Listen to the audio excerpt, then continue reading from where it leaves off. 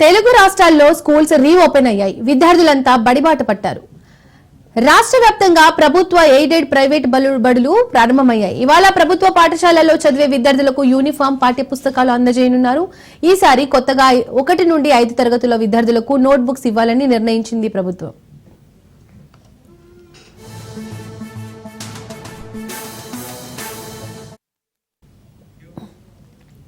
ఇక స్కూల్స్ పునర్ప్రారంభంపై భద్రాద్రి కొత్తగూడెం జిల్లా నుండి మా ప్రతినిధి నవీన్ మరింత సమాచారం అందిస్తారు.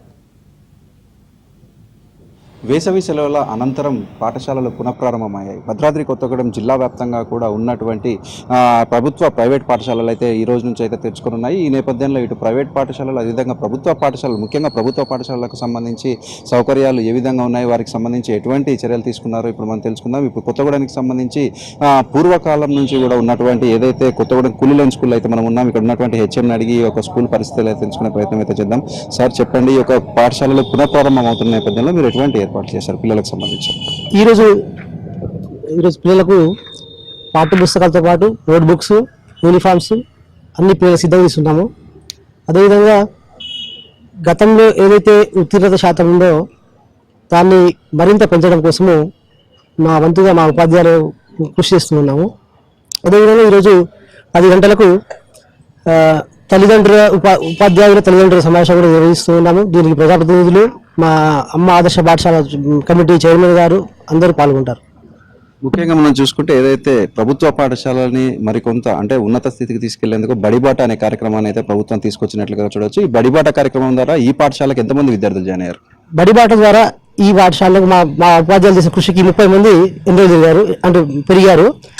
మాకు గతంలో 21 మంది 10th వాళ్ళు వెళ్ళగా 30 మంది రావడము శుభసూచకము. దాంతోపాటు నేను కూడా మా పిల్లల్ని ఇదే స్కూల్లో జాయిన్ చేయాలని నిశ్చయించుకున్నాను.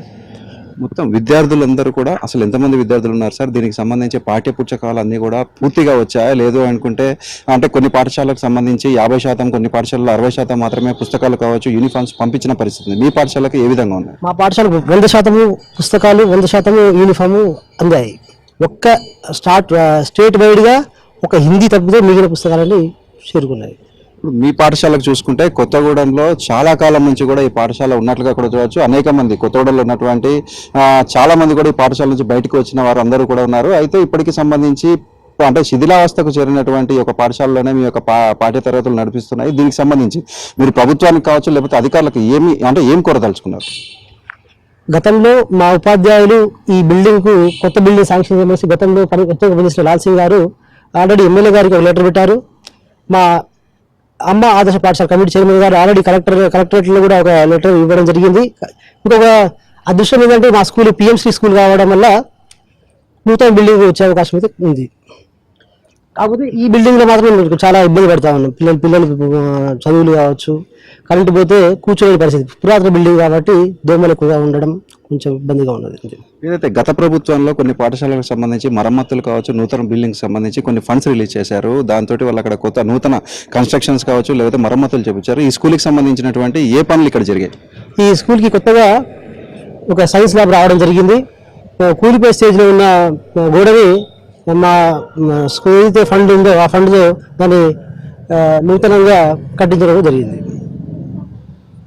మొత్తంగా మనం చూసుకుంటే ఏదైతే ఈ యొక్క వేసవి సెలవులు ప్రారంభమైన తర్వాత ప్రారంభించినటువంటి స్కూళ్లకు సంబంధించి ఈ యొక్క ఏర్పాట్లన్నీ కూడా ఏర్పాటు చేసినట్లుగా కూడా చూడవచ్చు. అయితే భద్రాద్రి కొత్తగూడెం జిల్లా వ్యాప్తంగా మీరు సంబంధించి భద్రాద్రి జిల్లా వ్యాప్తంగా కూడా చూసుకుంటే ఏదైతే నూతన పాఠశాలలో ప్రారంభమవుతున్న నేపథ్యంలో ఇటు మామిడి తోరణాలు మరియు అదేవిధంగా రంగు కాగితాలతోటి ఒక పండగ వాతావరణంలో స్కూళ్లు ప్రారంభించాలంటూ డిఈఓ చెప్పిన పరిస్థితి కూడా ఉంది. అయితే అనేక పాఠశాలల్లో మనం చూసుకున్నా కూడా ఇటువంటిది ఎక్కడా కూడా కనిపిస్తున్న పరిస్థితి అయితే మనకి కనిపించట్లేదు. అదేవిధంగా ఇటు మనం చూసుకుంటే బడిబాట కార్యక్రమం ద్వారా జిల్లా వ్యాప్తంగా కూడా సుమారు మొత్తం 1626 స్కూళ్లు మొత్తం ఉండగా దీంట్లో 150,000కు పైగా విద్యార్థులు అయితే ఈ యొక్క జిల్లా వ్యాప్తంగా కూడా ఉన్నట్లుగా కూడా చూడవచ్చు. అయితే దీంట్లోకి సంబంధించి బడిబాట కార్యక్రమం ద్వారా 1వ తరగతి వరకు కూడా సుమారు 800 వరకు కూడా స్టూడెంట్స్ జాయిన్ అయినట్లుగా కూడా చూడవచ్చు.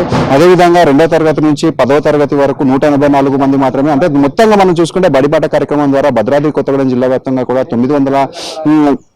84 మంది విద్యార్థులు మాత్రమే జాయిన్ అయినట్లుగా కూడా అధికార వర్గాలు చెప్తున్న పరిస్థితి కూడా ఉంది. అయితే రాష్ట్ర వ్యాప్తంగా కూడా ఒక మంచి ఉద్దేశంతో ప్రారంభించినటువంటి బడిబాట కార్యక్రమం మాత్రం ఈ యొక్క భద్రాద్రి కొత్తగూడెం జిల్లాలో నిర్వీర్యమైంది. ఎందుకంటే అధికారుల పర్యవేక్షణ లోపం కావచ్చు, లేకపోతే మరికొంత కారణాలు కూడా కావచ్చు. విద్యార్థులు అయితే ఎక్కువ అంటే కేవలం 900కు పైగా మాత్రమే కేవలం ఈ యొక్క బడిబాట అంటే ప్రభుత్వ పాఠశాలను ఆశ్రయించినట్లుగా కూడా మనం చూడవచ్చు. అంటే సక్రమంగా అంటే మంచిగా చేయాలని ఇటు విద్యార్థులు కావచ్చు, తల్లిదండ్రులు, ఇటు ఉపాధ్యాయులు కూడా కోరుకుంటున్న పరిస్థితి కూడా ఉంది. మొత్తంగా మనం చూసుకుంటే ఇటు భద్రాద్రి కొత్తగూడెం జిల్లా వ్యాప్తంగా కూడా అంటే ఇటు ప్రైవేట్ పాఠశాలలు, ప్రభుత్వ పాఠశాలలు రెండు కూడా ఈ రోజు నుంచి ప్రారంభమవుతున్న నేపథ్యంలో విద్యార్థులందరూ కూడా అంటే నూతన ఉత్సాహంతో అయితే స్కూల్స్కి వస్తున్న పరిస్థితి కూడా నెలకొని ఉన్నట్లుగా కూడా చూడొచ్చు. కెమెరామెన్ ఆనంద్తో నవీన్, రాజ్ న్యూస్, భద్రాద్రి.